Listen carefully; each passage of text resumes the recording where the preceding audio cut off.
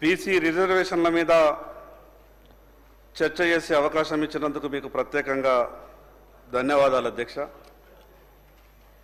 అధ్యక్ష, సహజంగా న్యాయ సూత్రాలు ఏం చెప్తున్నాయంటే ఎవరి జనాభా ఎంత ఉన్నదో వారి వాటా అంత ఉండాలని అంబేద్కర్ గారి ఆలోచన విధానం. కానీ పరిస్థితి ఏమైందంటే అధ్యక్ష, చర్చ మొదల్లోనే మేము ఇంత చేసినామని టీఆర్ఎస్ పార్టీ చెప్పే ప్రయత్నం చేస్తే మేము అంతకన్నా ఎక్కువ చేస్తున్నామని కాంగ్రెస్ పార్టీ చెప్పే ప్రయత్నం చేస్తున్నది. అంటే ఏమైంది, అందరూ శాకాహారులే, రొయ్యల ముళ్ళు ఎడవాయన్నట్టు ఈ తెలంగాణ రాష్ట్ర బీసీలకు అందరికీ గుర్తొచ్చేటటువంటి పరిస్థితి వచ్చింది అధ్యక్ష. అధ్యక్ష, మేమంతా ఈ భారతదేశం బాగుండాలని, ఈ భారతదేశంలో ఉన్నటువంటి ప్రతి ఒక్కరికి విద్య రావాలని మేమంతా జ్యోతిబా ఫులే, సావిత్రిబాయి ఫులే వారసులం. కానీ పరిస్థితి ఏమైందంటే మాకే విద్య దొరికేటటువంటి పరిస్థితి ఈ రోజులలో కనిపిస్తున్నది అధ్యక్ష. అధ్యక్ష, ఈ రాష్ట్రంలో దాదాపు 60% ఉన్నటువంటి బీసీలు యంత్రాలు లేనటువంటి సమయంలో ఏ రకంగా యంత్రాలై ఈ సమాజానికి సేవ చేసిండ్రో మీరొక్కసారి సభ ద్వారా మీ దృష్టికి తీసుకొచ్చేటువంటి ప్రయత్నం చేస్తున్నా అధ్యక్ష. అధ్యక్ష, మనం వేసుకున్నటువంటి బట్టలు నా పద్మశాలి సోదరుడు తయారు చేసి మనకిచ్చిండు. నా పద్మశాలి సోదరుడు తయారు చేసినటువంటి బట్టలను నా దర్జీ కుట్టి మనకిస్తున్నాడు. నా దర్జీ కుట్టి ఇచ్చినటువంటి బట్టలను నా రజక సోదరుడు మల్లె పువ్వు తీరు తెల్లగా ఉతికి గంజేసి ఇస్తిరి చేసి మనకిస్తున్నాడు. వాళ్ళు ఇచ్చినటువంటి బట్టలు వేసుకొని అందంగా తయారై మనమంతా అసెంబ్లీకి వస్తున్నాం. నా విశ్వకర్మలు పడుతున్నటువంటి శ్రమ మీకు ప్రత్యేకంగా తెలుసు. మనిషి జీవితానికి బీసీల వృత్తికి ఏ రకమైనటువంటి అనుబంధం ఉన్నదో చెప్పే ప్రయత్నం మాత్రమే చేస్తున్న అధ్యక్ష.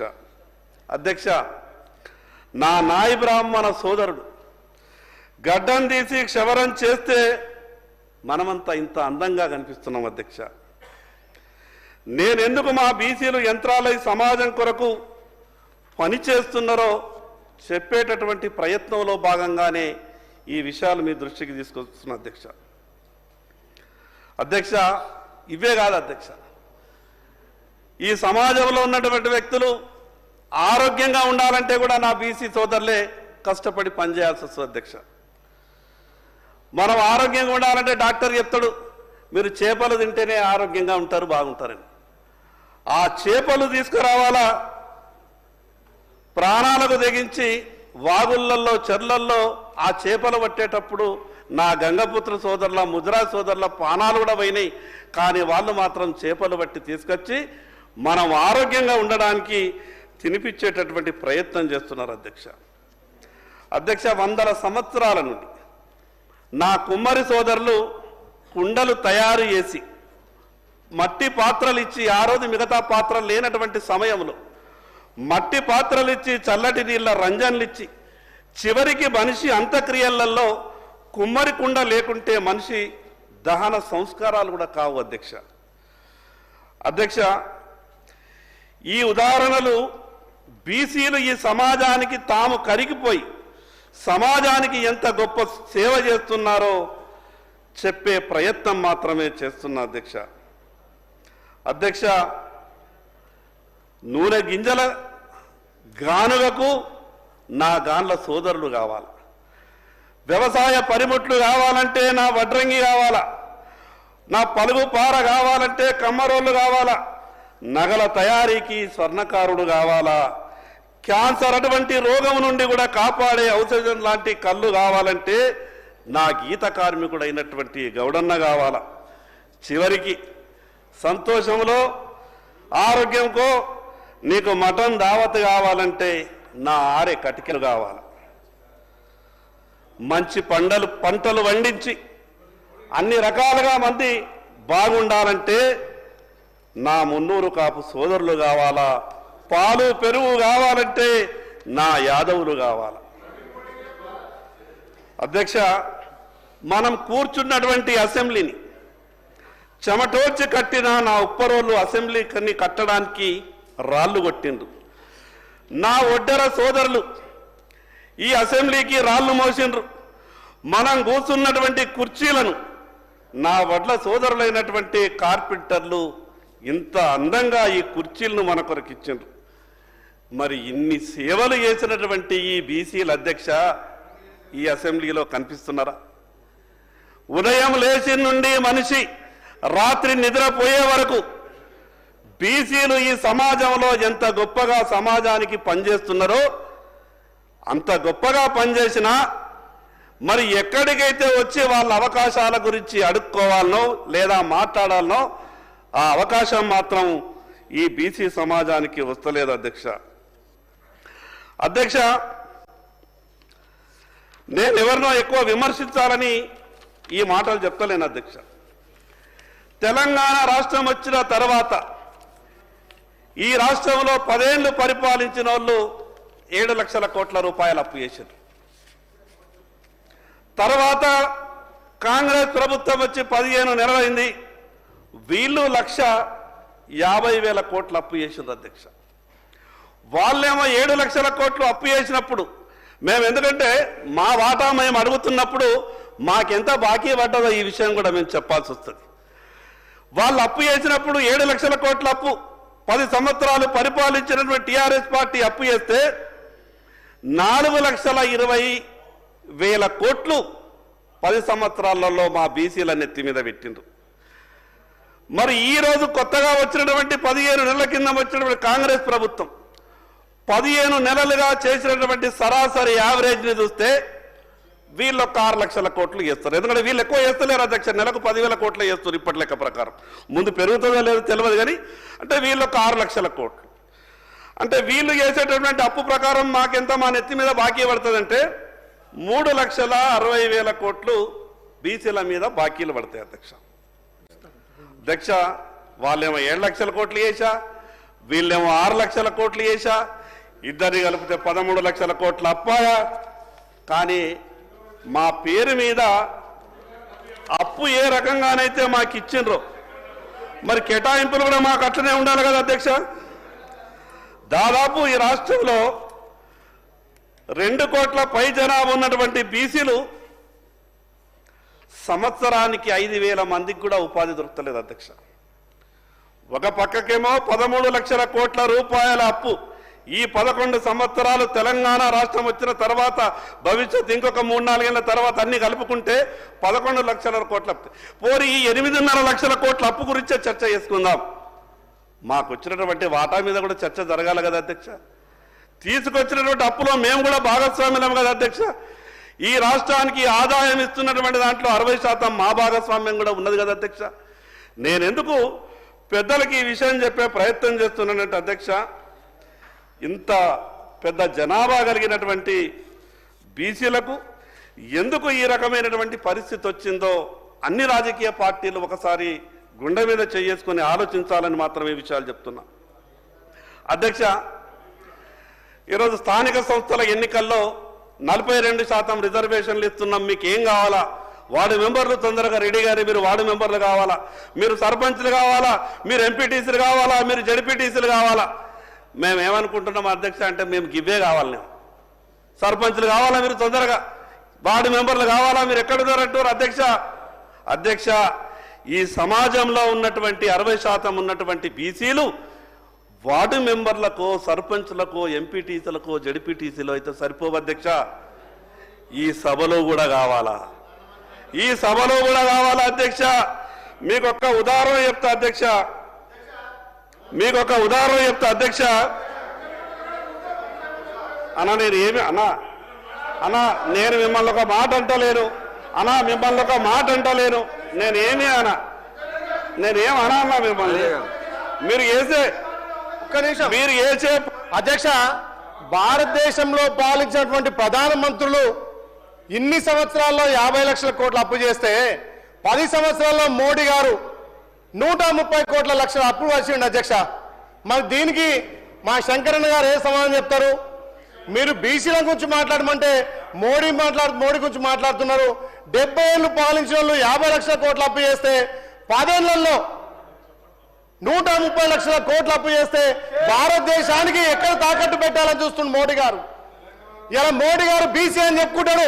మా రాహుల్ గాంధీ గారు ఇలా భారత్ జోడో యాత్ర ద్వారా కులగణన చేస్తే భారతదేశంలో ప్రతి వ్యక్తి ప్రతి కుటుంబం ఎక్స్ట్రా ఉంటుందని చెప్పి ఇలా భారతదేశంలో కనుక రాహుల్ గాంధీ గారు ప్రధాని అయితే ప్రతి రాష్ట్రంలో కులగణన జరిగేది అధ్యక్ష. మరి అలా రాహుల్ గాంధీ గారి ఆలోచనను మా గౌరవ ముఖ్యమంత్రి రేవంత్ రెడ్డి గారు ఒక బీసీ బిడ్డ వైపు ఉండి బీసీల కోసం కులగణన చేసి బీసీ బిల్లు పెడితే మీరు బీసీలకు మద్దతు ఇచ్చేది పోయి మోడీ గారి గురించి ఎట్లా చెప్తారు అధ్యక్ష? మీరు బీసీగా మాకు మద్దతు ఇవ్వరు అధ్యక్ష. గత 10 ఏళ్లలో బీసీలను అణగదొక్కిరు. మీ గుజరాత్ మోడల్ అంటారు, ఇలా తెలంగాణను భారతదేశంలో మోడల్ తీసుకుంటారు అధ్యక్ష. మా రాహుల్ గాంధీ గారి ఆలోచన మా గౌరవ ముఖ్యమంత్రి రేవంత్ రెడ్డి గారు ఇంప్లిమెంట్ చేసి ఇలా మా బీసీ మంత్రి పొన్నం ప్రభాకర్ గారు ప్రవేశపెట్టినటువంటి ఇలా బీసీ డిక్లరేషన్ మీద మీరు క్లారిటీ ఇచ్చి మీరు సహకరించాల్సిందిగా కోరుతున్నాం అధ్యక్ష. అధ్యక్ష, నేను మిమ్మల్ని విమర్శిస్తలేను అధ్యక్ష. ఈ రాష్ట్రంలో లేదు ఈ బిల్లు మీద ఈ రాష్ట్రంలో మా బీసీల పరిస్థితి 2 రాజకీయ పార్టీలు ఆడుతున్నటువంటి నాటకం గురించే చెప్తున్నా. నేను బాగా చెప్తున్నా అధ్యక్ష. రాజకీయాల్లో కాదు అధ్యక్ష. పెద్దలు గంగుల కమలాకర్ గారు కొన్ని టెక్నికల్ విషయాలు మాట్లాడారు. అంటే మిగతా రాజకీయ భేషజాలకు పోకుండా ఉమ్మడి ఆంధ్రప్రదేశ్ రాష్ట్రం ఉన్నప్పుడు ముస్లింలకు 4% రిజర్వేషన్ కేవలం విద్య కొరకే ఇస్తున్నామని ఆ రోజు అన్నప్పుడు మిగతా వాళ్ళంతా కూడా కోర్టుకెళ్ళి లేదు ఒకసారి రిజర్వేషన్ ఇచ్చిన తర్వాత మేము అన్నిట్లో వస్తాం, విద్య కొరకంటే కుదరది అని అంటే ముస్లింలు రాజకీయ పరంగా అన్ని రకాలైనటువంటి దాంట్లో ఎంటర్ అయిన తర్వాత హైకోర్టు కొట్టేసినాక ఆ కేసు ఇప్పుడు సుప్రీంకోర్టులో పెండింగ్ ఉన్నది. సుప్రీంకోర్టులో ఆ కేసు పెండింగ్ ఉన్నప్పుడు మరి ఇటువంటి చర్యలు మనం తీసుకుంటున్నప్పుడు టెక్నికల్గా ఉన్నటువంటి ఇబ్బందుల గురించి కూడా ప్రభుత్వం సరి అయినటువంటి దృష్టి పెట్టాలని నేను విజ్ఞప్తి చేస్తూ ఉంటున్నా. ఎందుకంటే మతపరమైనటువంటి రిజర్వేషన్లు చెల్లవు అని హైకోర్టు కేసు క్లియర్గా కొట్టేసింది. సుప్రీంకోర్టులో స్టే మాత్రమే ఉన్నది కాబట్టి ఎందుకంటే ఈ 42లో వాళ్లకు 10 పోయిన తర్వాత ఉన్నటువంటి 32లో 27 ఉండే మిగిలిన 5 వస్తాయో లేదో ఈ విషయాల మీద నేను ఎందుకు చెప్తున్నానంటే మీరు టెక్నికల్గా కూడా అన్ని విషయాల మీద దృష్టి పెట్టి ముందుకు పోవాలని మాత్రమే చెప్తున్నా అధ్యక్ష. రాజకీయాల్లో మాత్రమే కాదు అధ్యక్ష మా బాధలు. ఈ రాష్ట్రంలో దాదాపు 65% బీసీ న్యాయవాదులు ఉన్నారు అధ్యక్ష. మా వాళ్ళు అడ్వకేట్ జనరల్గా గారు అధ్యక్ష. ఇంత గొప్ప న్యాయవాదులు ఉన్నారంటే అపారమైనటువంటి అనుభవం ఉన్నటువంటి న్యాయవాదులు ఉంటారు. ఎవరికి అడ్వకేట్ జనరల్గా అవకాశాలు రావు. హైకోర్టులో ఒకసారి అవకాశం వచ్చింది. హైకోర్టుగా జీపీలు రారు, హైకోర్టులో పీపీలు రారు. ఏ పీపీలు రారు, జిల్లా కోర్టులో జీపీలు ఉండరు, జిల్లా కోర్టులలో పీపీలు ఉండరు. నేను మీ ద్వారా గౌరవ ముఖ్యమంత్రి గారికి ఒక విజ్ఞప్తి ఏం చెప్తున్నానంటే ఇదైతే పోవాలా, షెడ్యూల్ 9లో రావాలా, ఇది కొంత తర్వాత దీని సంగతి ఏందనేది మళ్ళీ చూద్దాం. కానీ మీ పరిధిలో ఉన్నటువంటి విషయాలు ఏవైతే ఉన్నాయో మీరు వెంటనే ఆదేశాలు ఇచ్చి అమలు చేయండి. హైకోర్టులో ప్రభుత్వం నింపేటటువంటి ప్రతి విషయంలో అది హైకోర్టులో జీపీలు కావచ్చు, పీపీలు కావచ్చు, చివరి అడ్వకేట్ జనరల్ కావచ్చు, ఏ జిల్లా కోర్టులలో కావచ్చు, ప్రతి విషయంలో ఈ రేషు ఉండే విధంగా గౌరవ ముఖ్యమంత్రి గారు ఆదేశాలు ఇవ్వాల్సిందిగా, ఆదేశాలు ఇచ్చి మీ చిత్తశుద్ధిని నిరూపించుకుంటేనే దీంట్లో మీకు చిత్తశుద్ధి ఉన్నదని బీసీలు గుర్తించగలుగుతారనే విషయాన్ని మీ ద్వారా ప్రభుత్వానికి చెప్పదలుచుకున్న అధ్యక్ష. చివరికి అధ్యక్ష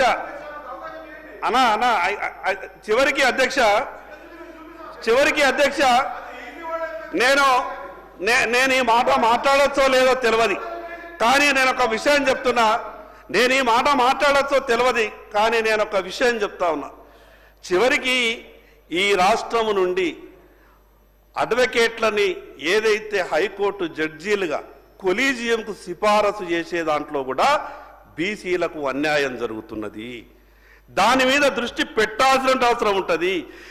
ఏ సంస్థలైతే ఏ కుర్చీలైతే నలుగురికి న్యాయం చేసేటటువంటి అవకాశం ఉంటుందో ఆ కుర్చీలు బీసీలకు దూరంగా ఉంటున్నాయి. ఆ కుర్చీలు బీసీలకు దగ్గరయ్యేటటువంటి ప్రయత్నం మీరు చేసినప్పుడే బీసీలు మిమ్మల్ని నమ్మగలుగుతారన్న విషయాన్ని మీకు చెప్పేటటువంటి ప్రయత్నం చేస్తున్నా. అధ్యక్ష రేవంత్ రెడ్డి గారు ముఖ్యమంత్రి అయ్యా అంటే బీసీ కామారెడ్డి ఎజెండా నేను అనుకున్నా. ఏమన్నా కానీ 10 ఏళ్ళు పరేషాన్ ఉంటే టీఆర్ఎస్ పార్టీ పరిపాలనలో 20,000 కేటాయించాలంటే నా జిల్లాకు దాదాపు ఒక 700-800 కోట్లు వస్తాయి అనుకున్నా. అన్న నేను ఏమంటలేనే అధ్యక్ష, నేను ఉదయం మీరు ఉన్నప్పుడు కూడా కోరిన అధ్యక్ష, మీరు ఇంతకుముందు సభ్యులు మాట్లాడితే కూడా నేను ఒకటే కోరినా, తెలంగాణ అంతా